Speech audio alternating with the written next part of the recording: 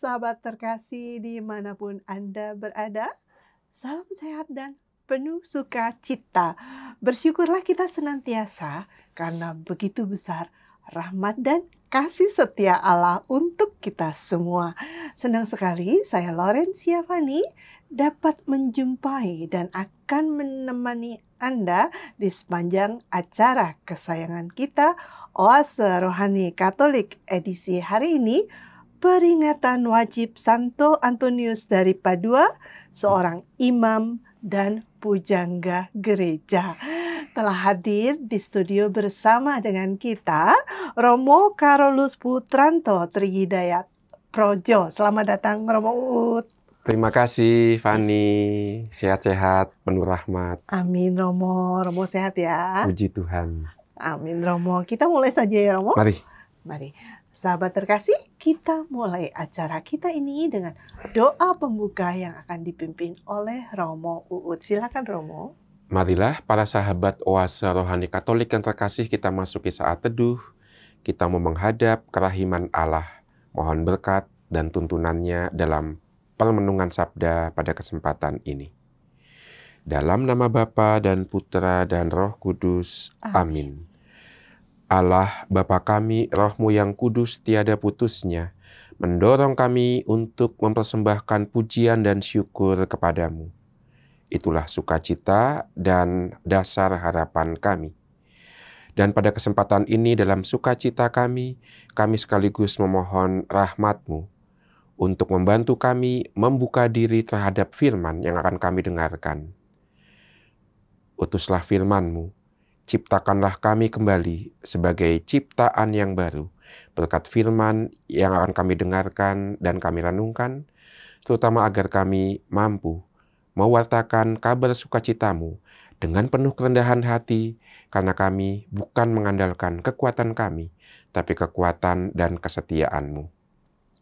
Demi Yesus Kristus Putra-Mu Tuhan dan sahabat kami, kini dan sepanjang segala masa.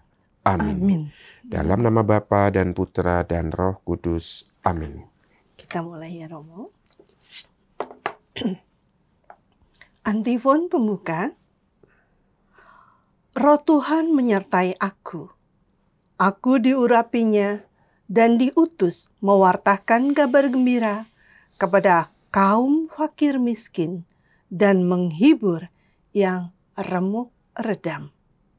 Bacaan pertama dari surat kedua Rasul Paulus kepada jemaat di Korintus, bab 4 ayat 7-15. Saudara-saudara, harta pelayanan kami sebagai rasul kami miliki dalam bejana tanah liat, supaya nyatalah bahwa kekuatan yang berlimpah itu berasal dari Allah, bukan dari diri kami sendiri. Dalam segala hal kami ditindas, namun tidak terhimpit. Kami habis akal, namun tidak putus asa. Kami dianiaya, namun tidak ditinggalkan sendirian. Kami dihempaskan, namun tidak binasa. Kami senantiasa membawa kematian Yesus di dalam tubuh kami, supaya kehidupan Yesus juga menjadi nyata di dalam tubuh kami. Sebab kami yang masih hidup ini terus-menerus diserahkan kepada maut demi Yesus, supaya hidup Yesus pun menjadi nyata dalam tubuh kami yang fana ini. Demikianlah maut giat di dalam diri kami, sedangkan hidup giat di dalam diri kalian. Namun karena kami memiliki roh iman yang sama seperti tertulis, aku percaya, sebab itu aku berbicara. Maka kami pun percaya dan sebab itu kami berbicara. Karena kami yakin bahwa Allah yang telah membangkitkan Tuhan Yesus akan membangkitkan kami juga bersama-sama dengan Yesus. Dan Allah itu akan menghadapkan kami bersama dengan kalian ke hadirat-Nya. Sebab semuanya itu terjadi demi kalian. Dengan demikian, kasih karunia yang semakin besar karena semakin banyaknya orang yang menjadi percaya, menghasilkan ucapan syukur semakin melimpah bagi kemuliaan Allah. Demikianlah sabda Tuhan. Syukur kepada Allah. Marilah kita tanggapi dengan mazmur tanggapan. Kepadamu ya Tuhan, ku persembahkan kurban syukur. Kepadamu ya Tuhan, ku persembahkan kurban syukur. Aku tetap percaya sekalipun aku berkata, aku ini sangat tertindas.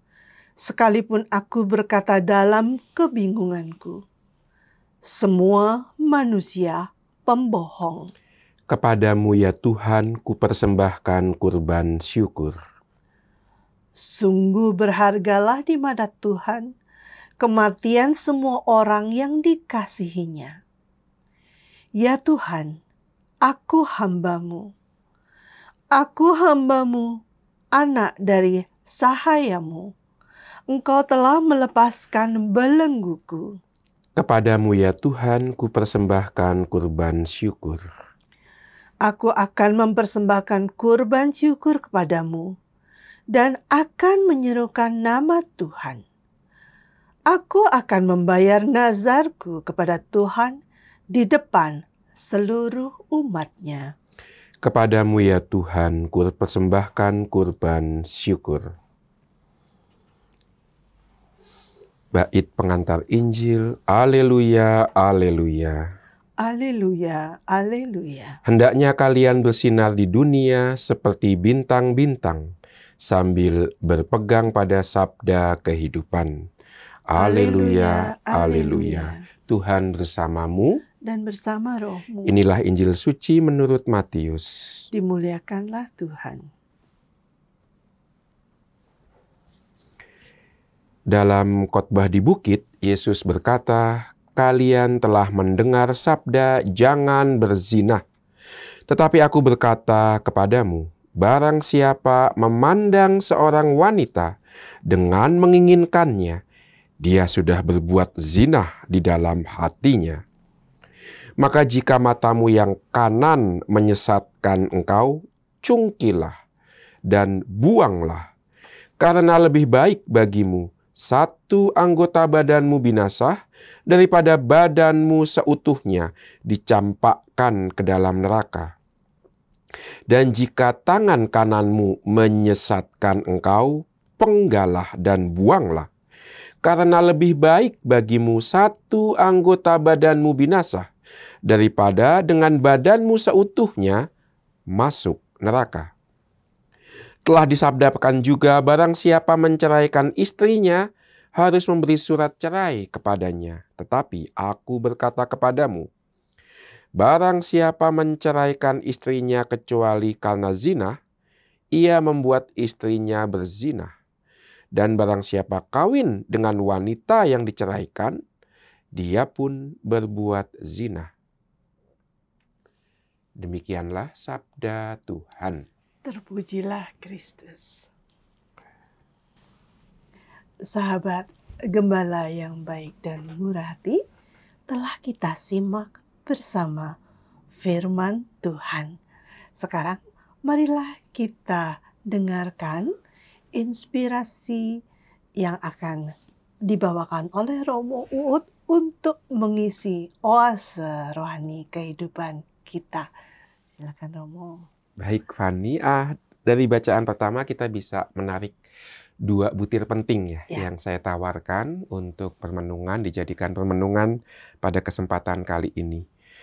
Butir yang pertama itu diambil dari ungkapan Paulus kepada dia mengatakan, harta pelayanan kami sebagai rasul kami miliki dalam bejana tanah liat, supaya nyatalah bahwa kekuatan yang berlimpah itu berasal dari Allah dan bukan dari kami sendiri. Ini perkataan dan pengakuan orang yang sudah selesai dengan dirinya. Dia tidak lagi mau menjadikan dirinya sebagai pusat. Dia sudah selesai dalam arti, ya sudah, aku seutuhnya dipakai oleh Allah. Maka orang yang sudah selesai itu orang yang tidak banyak berbicara tentang dirinya sendiri, tetapi berbicara tentang yang lain, yang dia jadikan sebagai alasan untuk hidup, sumber kekuatan, andalan hidupnya. Dalam hal Paulus, yaitu Tuhan sendiri. Ya, ini. Maka Paulus adalah orang yang sudah selesai dengan dirinya, yang tidak banyak berbicara tentang dirinya sendiri, tetapi dia berbicara tentang Allah. Maka sebenarnya kan, Paulus punya 1001 alasan untuk membanggakan diri. Ya. Dia juga sudah menulis itu dalam surat kepada umat di Roma, di Korintus, di Galatia. Ya. Kalau aku mau membanggakan diri, bisa. Aku keturunan Yahudi dari suku Saul. Untuk keyakinan agama, aku aliran Farisi di bawah tuntunan seorang Farisi Maha Agung, Gamaliel. Wah, dia banyak hal yang bisa dia banggakan, disunat pada hari ke-8. Wah, itu. Tapi enggak. Paulus tidak ke arah situ ya. Kekuatan yang melimpah dalam diri kami bukan dari diri kami sendiri, tapi dari Dia yang mengutus kami. Maka walaupun secara manusiawi sebenarnya sudah tidak bisa apa-apa kan ya. Kami dihimpit tapi tidak putus asa ya. Kami mentok tapi tidak kehilangan akal. Itu semua mau mengatakan ya betul-betul bukan dari Santo Paulus sendiri itu semua berasal. Kalau dari kekuatan dari manusiawi, ya Paulus nggak akan sampai mewartakan firman Allah sampai ke ujung dunia, sampai ke Roma. Maka ini yang menarik bahwa Santo Paulus, pribadi yang sudah selesai dengan dirinya, yang sudah tidak lagi tergoda untuk menjadikan dirinya sebagai pusat, tetapi dia membiarkan Allah yang tampil melalui dirinya. Sebenarnya ini sudah kita temukan setiap kali kita merayakan Ekaristi ya. Ketika mungkin ada di antara para sahabat oase rohani Katolik yang menjadi lektor misalnya kan ya. Ketika tampil di depan, lalu di atas mimbar membacakan firman Allah, itu kan sebenarnya bukan dirinya lagi yang tampil. Karena setelah selesai sabda Allah dibacakan, lektor atau lektris akan berkata demikianlah sabda Tuhan, bukan sabdaku. Walaupun suaraku yang didengar, walaupun diriku yang dilihat, tapi ujung-ujungnya demikianlah sabda Tuhan. Juga dalam kesempatan lain dalam perayaan Ekaristi, dalam doa syukur agung, imam mendoakan begini, jangan pandang kelemahan kami, tapi pandanglah iman gerejamu, bukan iman saya. Karena kalau iman saya kita nggak kuat, tapi iman seluruh gereja, iman seluruh anggota tubuh Kristus. Ya. Maka ungkapannya bagus sekali, jangan pandang kelemahan kami, tapi pandanglah iman gerejamu. Maka lihat dalam liturgi Ekaristi pun kita dididik sebenarnya untuk pelan-pelan mengalihkan pusat tidak lagi diri kita, tetapi yang lain. Seluruh anggota tubuh yaitu gereja dan juga terutama pada Yesus sendiri. Tapi untuk sampai kepada hal itu, Paulus mesti melewati jalan terjal, jalan berliku, ya, jalan penuh dengan duri, penuh dengan kerikil. Ya. 14 tahun didiemin. Tidak berbuat apa-apa. Tidak ada yang menyapa, tidak ada yang memberi kepercayaan untuk pewartaan. 14 tahun Paulus merenungkan itu sampai pada akhirnya Barnabas mendatangi dia di Tarsus dan mengajak dia untuk mewartakan firman ke seluruh dunia. Maka waktu 14 tahun untuk menyepi, untuk menjadi nobody, bukan siapa-siapa, itu bukan sesuatu yang mudah ya. 14 tahun dicuekin itu kan nggak enak ya. 14 tahun merasa nggak berguna. Tapi Paulus melewati itu. Maka betul yang dikatakan oleh Maria Carlo Martini dalam bukunya Pewarta Injil. Dia mengatakan untuk menjadi pewarta Injil orang harus siap berjumpa dulu dengan yang namanya kegelapan, kegagalan, agar pelan-pelan dari itu semua berani mengandalkan Tuhan. Pada saat itulah dia siap diutus menjadi pewarta. Santo Petrus mengalami itu. Dia merasa sudah mengkhianati Tuhan Yesus tidak hanya sekali, tidak hanya 2 kali, 3 kali menyangkal. Itu kan kelewatannya. Kalau untuk anak sekolah SP3 itu udah dipecat itu. udah DO ya.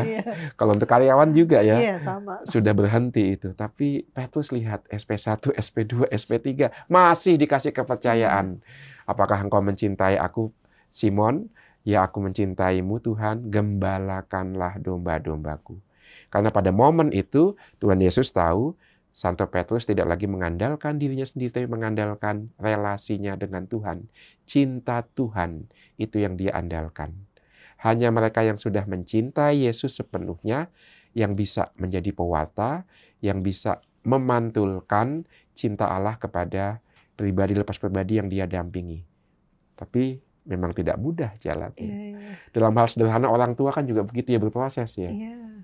Berapa puluh tahun untuk bisa menerima anak apa adanya. Berapa puluh tahun untuk bisa menerima pasangan apa adanya. Wah, perjuangan seumur hidup itu. Bahkan sampai itu ada yang belum bisa ya, Romo. Ada yang belum bisa. Itulah proses pemurnian namanya.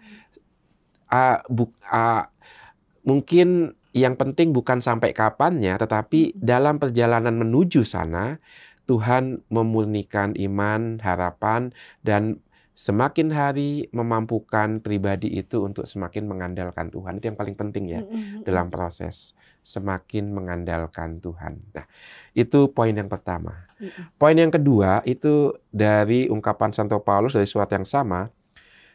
Namun karena kami memiliki roh iman yang sama seperti tertulis aku percaya, sebab itu aku berbicara, maka kami pun percaya, sebab itu kami pun berbicara. Ini Pak Rasul Paulus berbicara karena punya iman. Iman artinya relasi dengan Tuhan. Artinya dia sebelum berbicara tentang Tuhan, dia sudah berbicara dengan Tuhan. Yang ini juga yang kita sadari, terutama untuk para sahabat oase rohani Katolik yang menjadi pewarta. Ada godaan kita ngomong banyak tentang Tuhan, tapi pertanyaannya, pernah ngomong sama Tuhan nggak? Bagaimana hidup pribadi, doa-doa, permenungan kitab suci? Pernah nggak menyediakan waktu berjumpa dengan Tuhan, berkanjang bersama Tuhan? Nah, ini godaan para pelayan sabda, pewarta firman kan seperti itu. Godaannya kan selalu berbicara tentang, tapi berbicara bersama Tuhan, ngobrol sama Tuhan, dalam doa, dalam permenungan firman. Nah itu. Maka Santo Paulus bisa bahkan mewartakan firman juga di tengah ancaman kematian. Santo Paulus pernah dilempari batu ya. Disangka udah mati, diseret keluar, dilempari batu. Ternyata nggak mati. Ternyata nggak mati. Ya, itu. Dia dicambuk 49 tambah 1. Nggak hanya sekali, nggak hanya 2 kali. 5 kali kalau nggak salah ya. Pernah juga dalam pewartaan dipatok ular, berbisa, disangka mati. Nah itu, di bawah ancaman, di bawah kesulitan, Santo Paulus tidak kapok mewartakan firman. Karena apa? Dia berkanjang bersama Yesus. Bukan aku yang berbicara, tapi Yesus dalam diriku yang berbicara. Maka sekali lagi kekuatannya dari Tuhan, bukan dari dirinya sendiri. Nah, itu poin yang kedua. Dalam kehidupan kita, ini bukan hanya untuk para pewarta, tapi juga untuk hidup batin kita, tapi juga untuk kesehatan mental kita. Ya. Di tengah zaman yang semakin menunjukkan ya kesehatan mental itu begitu penting, yang makin dahsyat gempurannya untuk kesehatan mental kita, punya waktu hening. Ya, ada satu teman saya mengatakan itu namanya mindfulness. Oh ya, mindfulness ya, mempusatkan pikiran pada satu hal. Ya. Itu ternyata penting. Dan untuk kita orang beriman, pusat itu adalah Tuhan Yesus sendiri. Maka tidak heran, Paskah tahun ini ada berita meningkat jumlah baptisan dewasa di beberapa negara Eropa. Ya. Di Perancis itu Paskah kemarin itu sampai 10-11 ribu atau 13 ribu baptisan dewasa saja. Belum terhitung baptisan bayi dan anak-anak. Hanya baptisan dewasa. Itu meningkatnya hampir 50%, hampir 2 kali lipat. Di Inggris, hal yang sama. Dari 13.000 anak muda usia belasan sampai 20 tahun yang diwawancarai oleh lembaga survei namanya YouGov dari Bible Society, itu mengatakan 58% mengatakan berafiliasi dalam gereja Katolik. Itu juga peningkatan luar biasa. Ya. Apa yang tertarik? Apa yang membuat anak-anak muda ini dan orang dewasa ini tertarik? Ada dua hal. Satu, tradisi liturginya. Dua, tradisi doanya. Jadi bagaimana tradisi yang dijaga dan dihidupi itu menawarkan sesuatu di tengah zaman yang serba mengalir, tidak ada pegangan, sebuah zaman yang fokus paling banter 2 menit sesuai dengan konten di media sosial gitu ya. Ini tradisi ribuan tahun, menyimpan kekayaan makna untuk kesehatan mental, kesehatan rohani di zaman sekarang. Maka tidak heran gejala naiknya jumlah baptisan dewasa dan juga pengakuan berafiliasi dalam gereja Katolik di tengah kaum muda di Inggris itu juga meningkat ya. Karena gereja Katolik menawarkan itu.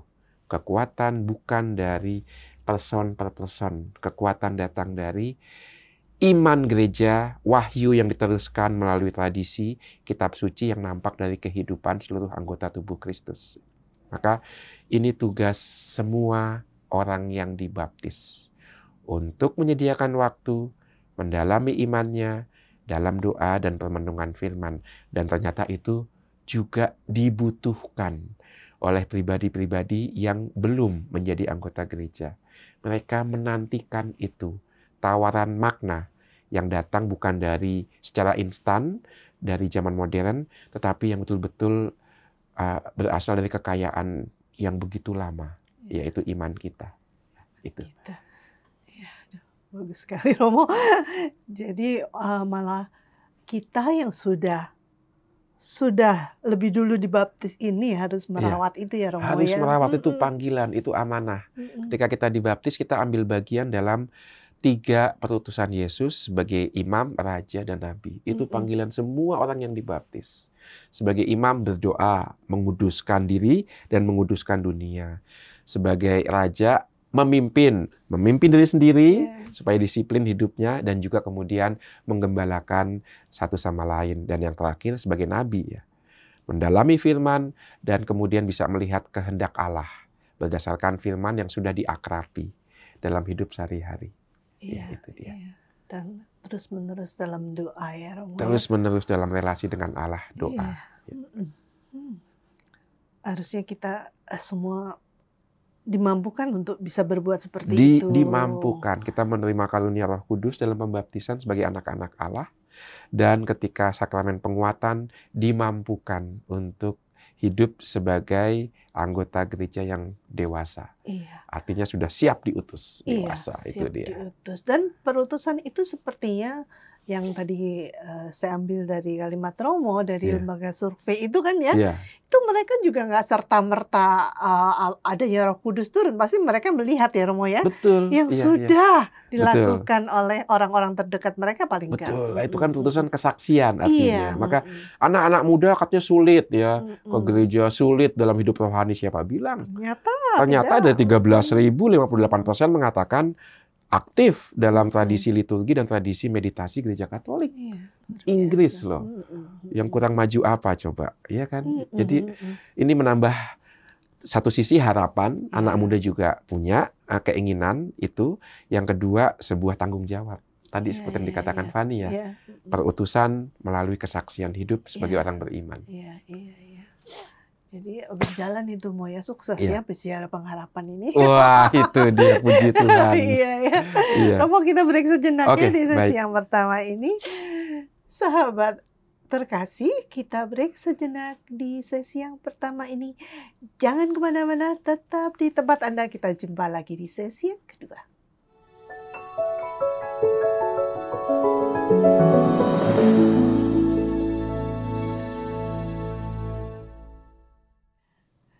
Sahabat terkasih, jumpa lagi di sesi kedua Oase Rohani Katolik edisi hari ini, peringatan wajib Santo Antonius dari Padua. Masih bersama dengan kita, Romo Uut Dan saya Fani akan kita lanjutkan permenungan kita pada hari ini. Tapi sebelumnya, jika Anda yang ingin bertanya sesuatu atau mengutarakan pendapat, dapat menuliskan dan mengirimkan ke email kami di orkkaj2021@gmail.com atau nomor telepon WhatsApp 0881 0251 334 38. Dan kami ucapkan banyak terima kasih untuk kesetiaan Anda masih bersama kami. Baik, Ruth, kita lanjutkan ya, Mo. Ya. Permenungan kita sekarang ke Injil hari ya, ini. Mo. Mari, Ya. Romo. Baik, Injil hari ini konteksnya adalah khotbah di bukit, ya, di awal khotbah di bukit. Dalam Injil Matius, khotbah di bukit itu terentang mulai dari bab 5 sampai bab 7. Yang menarik adalah tengah-tengah di khotbah di bukit di bab 6 itu ada doa Bapa kami. Ya. Maka inti dari khotbah di bukit adalah doa Bapa kami, yaitu relasi dengan Allah sebagai Bapa. Semua perintah yang ada dalam khotbah di bukit ujung-ujungnya satu, yaitu membawa kita berelasi dengan Allah sebagai Bapa. Allah tidak jauh, tidak menakutkan, tapi akrab. Nah itu, maka semua perintah di khotbah di bukit bisa dikatakan konsekuensi sekaligus jalan agar kita hidup sebagai anak-anak Allah. Bagaimana sih hidup sebagai anak-anak Allah? Nah, ini khotbah di bukit intinya itu. Nah, siapakah anak-anak Allah itu? Ya itu, mereka yang sudah dibaptis dan masuk dalam gereja Katolik. Ya, gereja Katolik, dalam gereja. Ya, itu. Maka khotbah di bukit mau mengatakan itu, bagaimana hidup sebagai anak-anak Allah. Termasuk juga hidup dalam relasi antara pria dan wanita dalam hidup perkawinan.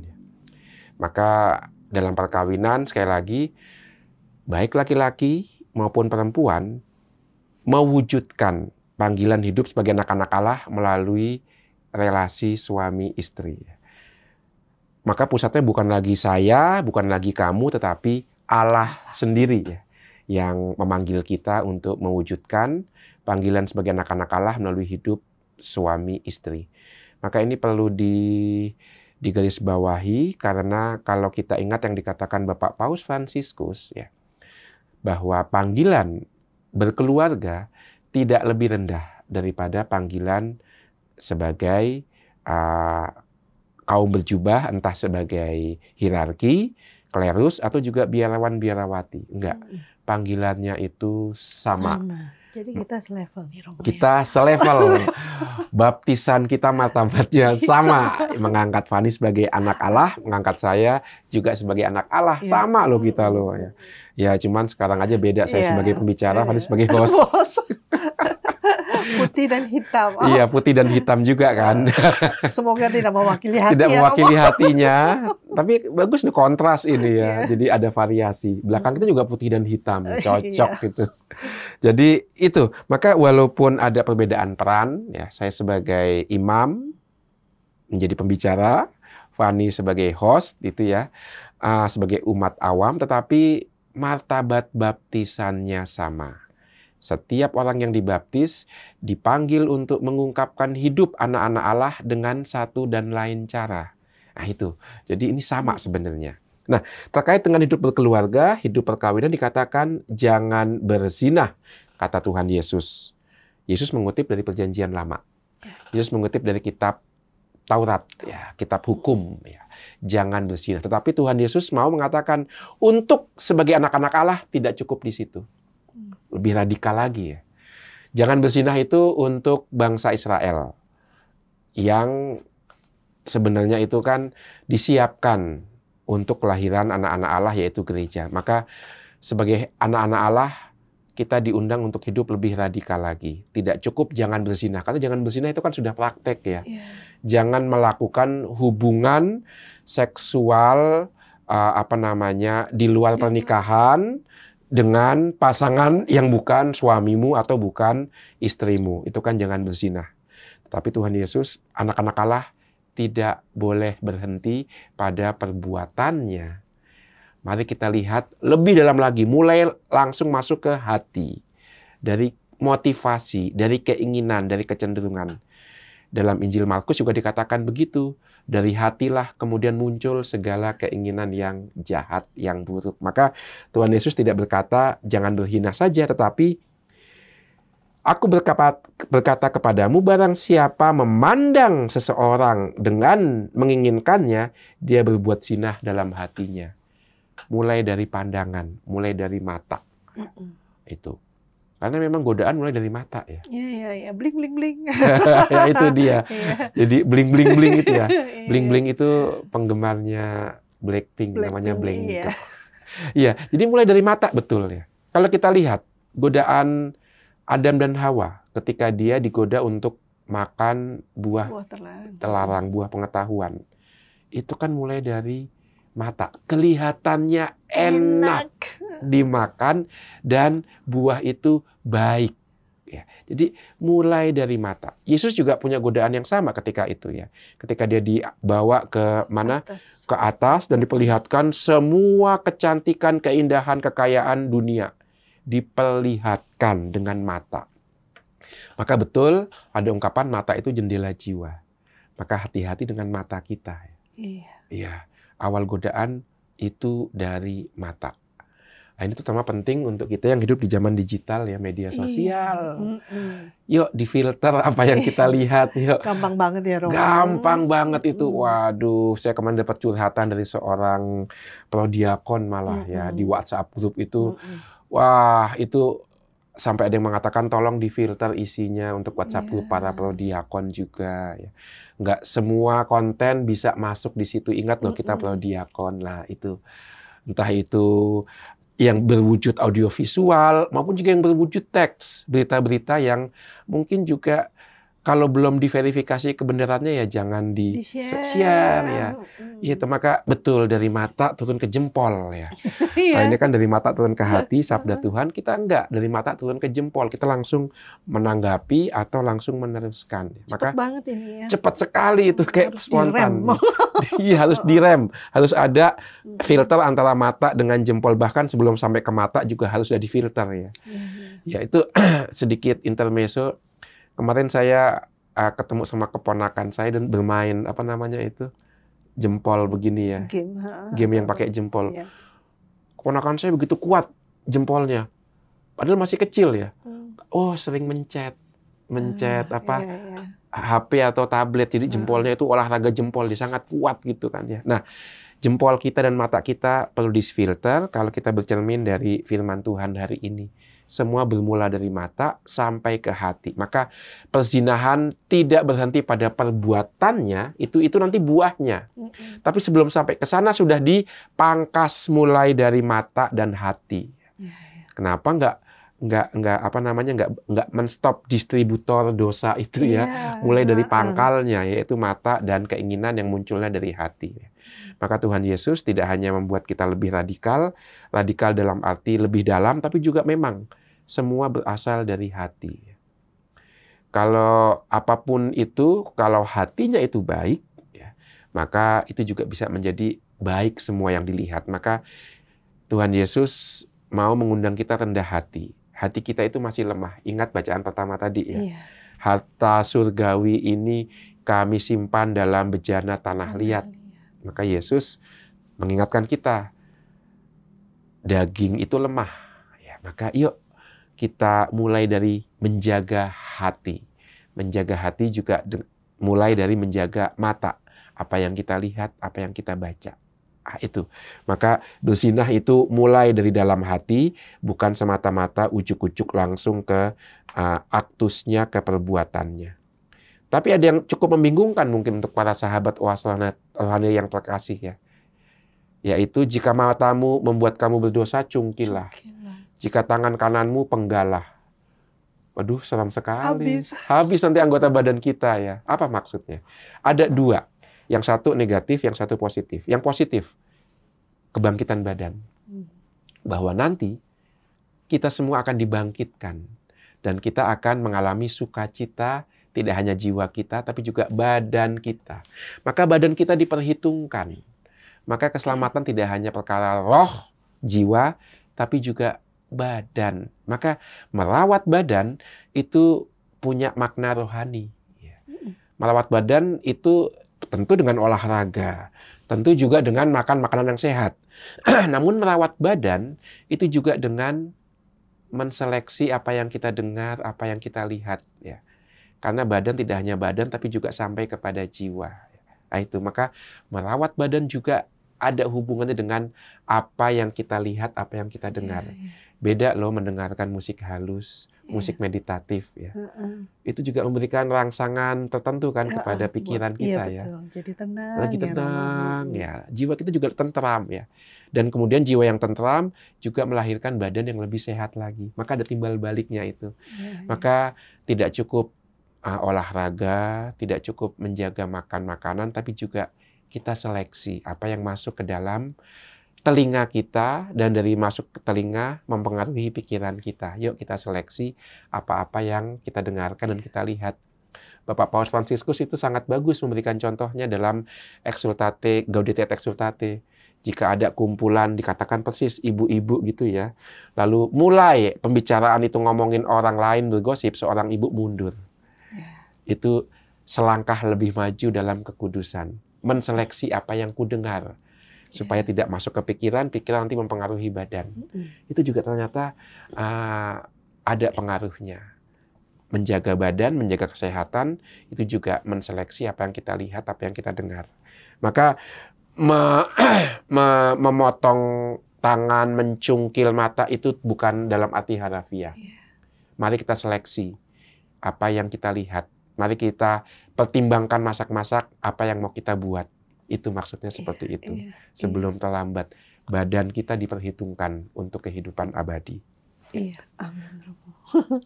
Nah Romo, hari ini juga ada peringatan wajib ya untuk. Betul. Romo ada ini. Nah, Santo Antonius Padua itu contohnya ya, yang bisa menghubungkan dengan sangat baik dan sangat indah relasi antara jiwa raga. Ya. Karena apa? Santo Antonius Padua terkenal karena homilinya, karena pengajarannya, karena khotbahnya. Saking dahsyat kata-kata yang keluar dari mulutnya, itu ikan-ikan pun berhenti dan mendengarkan. Untung dia nggak suka mancing. Ya. Kalau suka mancing, kasihan ikan-ikan itu ketipu ya. Tapi itulah sebuah ungkapan betapa indahnya homili dan khotbah yang disampaikan oleh Santo Antonius dari Padua. Karena apa? Lahir dari hati yang baik. Lahir dari hati yang merindu akan Tuhan. Ya. Sehingga apa yang terungkap secara jasmani itu muncul dari rohani yang baik, rohani yang utuh. Ya. Maka melahirkan sebuah sukacita, sebuah mukjizat dari homili dan kata-kata Sang Kudus, orang kudus ini ya, Santo Antonius dari Padua.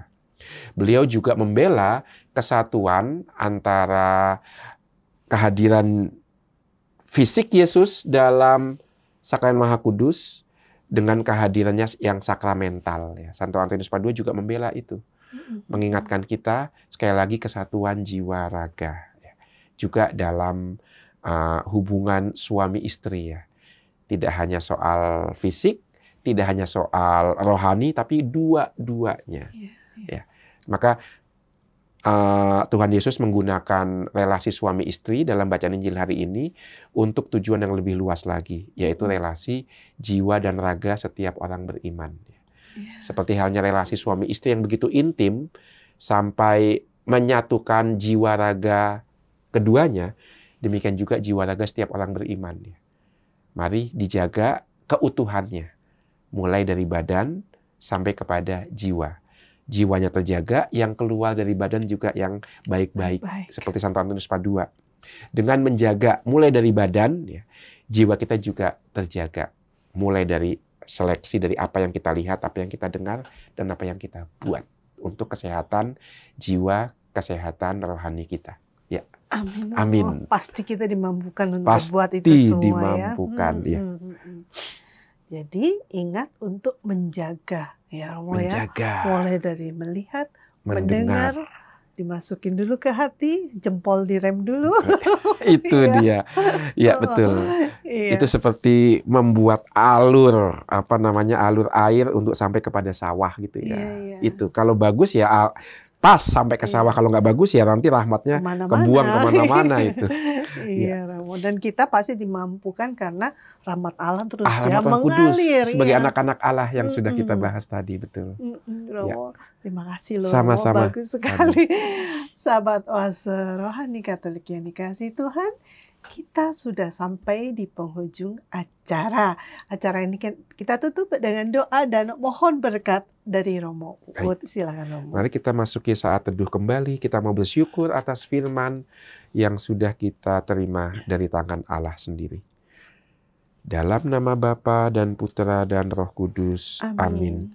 Allah Bapa kami, syukur atas firman-Mu yang telah memberi terang dan memberi arah untuk jalan hidup kami. Semoga hari lepas hari firman-Mu mengubah kami sungguh menjadi anak-anak Allah, anak-anak-Mu yang terkasih. Kau semakin serupakan kami dengan Yesus Sang Putra. Dalam Dia kami mampu mempersembahkan syukur dan pujian serta doa-doa kami.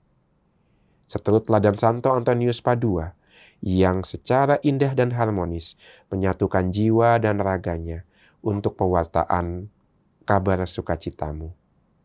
Bunda Maria, doakanlah kami anak-anak-Mu. Tuhan bersamamu dan bersama rohmu. Semoga kita semua, keluarga dan komunitas kita, serta pesiaran hidup kita, dituntun, dilindungi dan diberkati oleh Allah yang Maha Kuasa, Bapa dan Putra dan Roh Kudus. Amin.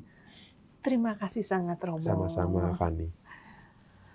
Sahabat Oase Rohani Katolik yang dikasihi Tuhan, sampai di sini berjumpaan kita dalam Oase Rohani Katolik edisi hari ini.